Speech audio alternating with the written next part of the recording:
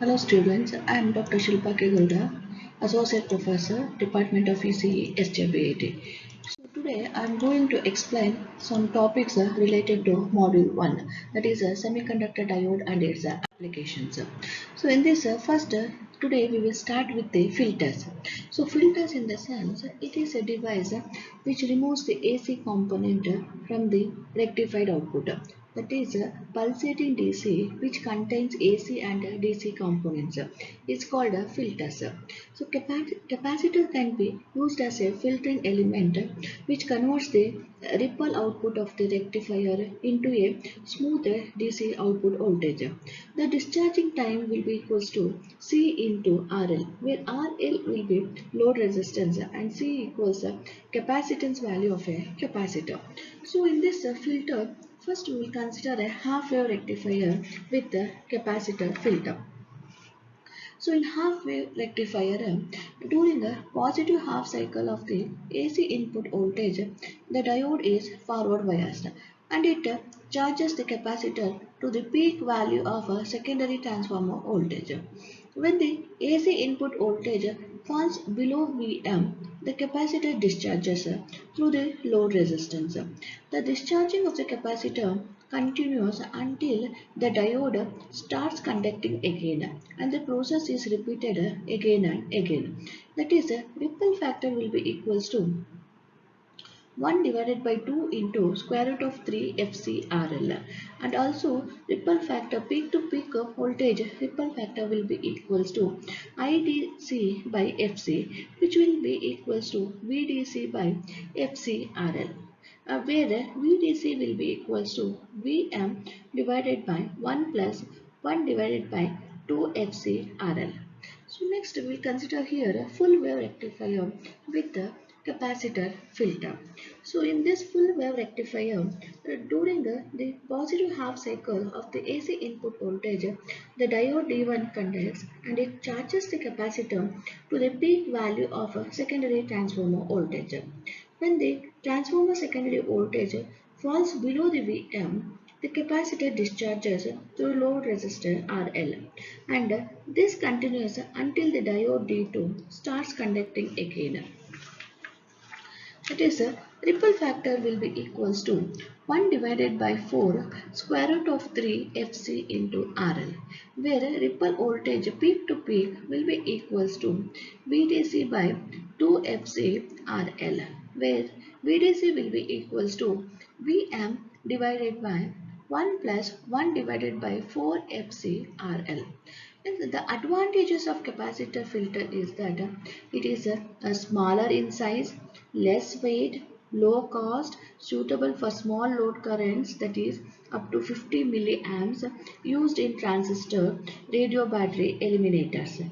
Next, the disadvantages of capacitor filter are ripple factor depends on load resistance, not suitable for load with smaller value of resistance.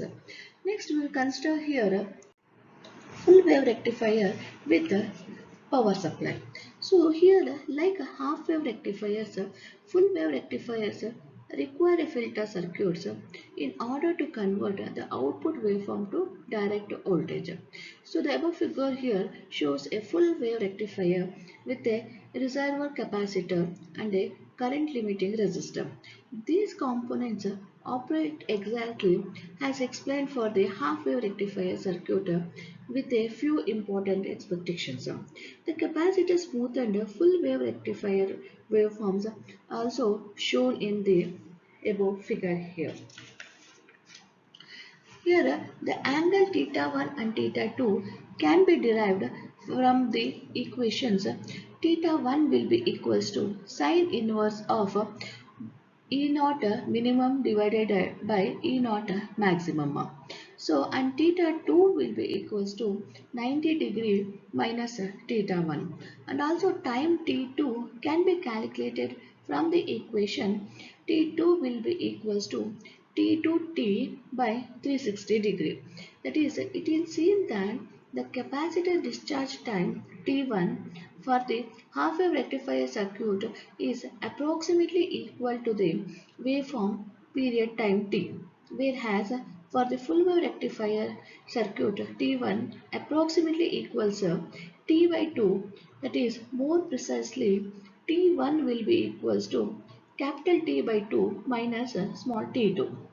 Using the correct value of T1, the equation can be used for calculating the capacitance for a full wave rectifier circuit as C will be equals to ILT1 divided by VR. Then a repetitive current can be determined from the equation IL into T1 plus T2 divided by T2. This is the diode reverse voltage in the bridge rectifier circuit, and as well as the diode's average forward current in a bridge rectifier circuit is equal to half the load current. Next, we will start with the capacitor filter or RC pi filter. So here the figure shows the pi type RC filter circuit where C1, C2 and C3 in the circuit are three filter capacitors and R1 and R2 are filter resistors. Where R1, C1 and C2 from the first pi type RC filter circuit and C2, R2 and C3 from the second type RC filter circuit. Since this filter circuit is in the form of Greek letter pi and a resistor or capacitor, it is called as a pi type RC filter circuit. Next, the principle of this pi type RC filter circuit as the filtering principle of this circuit is that the voltage output from the rectifier circuit is first filtered through C1 and most of the AC components are filtered out and then added to the filter circuit composed of R1 and C2. The capacitive resistance of C2 and R1 constitute a voltage dividing circuit because the capacitive reactance of C2 is small. The partial voltage attenuation of the AC component is large, achieving the filtering purpose. For DC power, since C2 has a DC blocking function, the R1 and C2 voltage dividing circuits do not have a voltage division attenuation for DC, so that the DC voltage is output through R1.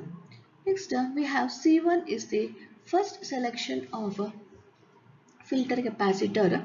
Increasing the capacity can improve the filtering effect. However, when C1 is too large, C1 is changed for a long time at a startup. This charging current flows through the rectifier diode. When the charging current is too large and the time is too long, the rectifier diode will be damaged. Therefore, the use of this pi type RC filter circuit can make the C1 capacitor smaller and further improve the filtering effect by rationally designing the values of R1 and C2. When the size of R1 is constant, increasing the capacity of C2 can improve the filtering effect. When the capacity of C2 is constant, increasing the resistance of R1 can improve the filtering effect. However, the resistance of the filter resistor R1 should not be too large because the DC current flowing through the load flows through R1 and a DC voltage drop across R1, which reduces the DC output voltage VUO2. The greater the resistance of R1 or the greater the current flowing through the load, the greater the voltage drop across R1, making the DC output voltage lower. The magnitude of the three DC output voltages is different. UO1 has the highest voltage. Generally, this voltage is directly applied to the power amplifier circuit or added to the circuit that requires the highest DC operating voltage and the largest operating current. The UO2 voltage is slightly lower because the resistor R1 has a voltage drop to the DC voltage. UO3 voltage at the lowest, This voltage is generally supplied to the front end circuit as a DC operating voltage because the DC operating voltage of the pre-stage circuit is relatively low and the AC component in the DC operating voltage is required to be smaller. Next, there are three DC output voltage terminals in this filter circuit, which output three sets of DC voltages UO1, UO2 and UO3. Among them, UO1 is only filtered through capacitor C1.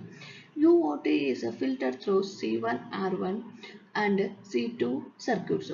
So, the filtering effect is better. The AC component is UO2 is smaller. UO3 is filtered through two filter circuits. The filtering effects is the best. So the communication component in UO3 is the least. Next we have pi type LC filter circuit identification method. Here the below figure shows the pi type LC filter circuit.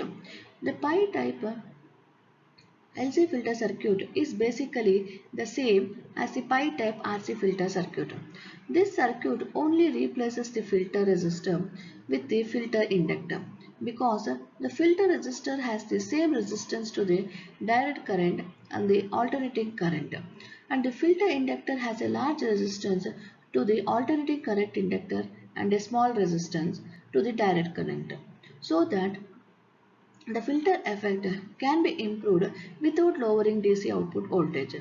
In the circuit of below figure, the unidirectional pulsating DC voltage output by the rectifier circuit is first filtered through capacitor C1 to remove most of the AC components and then added to the L1 and C2 filter circuits. From the AC component, L1 is very sensitive to it, so that the AC voltage drop on L1 is large and the AC component added to the load is smaller. For DC power, since L1 does not exhibit inductive reactance, it is equivalent to a conduction circuit. At the same time, the filter inductor uses a relatively large wide diameter and a small DC resistance. Therefore, there is a sustainably no voltage drop to the DC voltage. So, the DC output voltage is relatively high, and it is the main advantage of using an inductive filter. Thank you.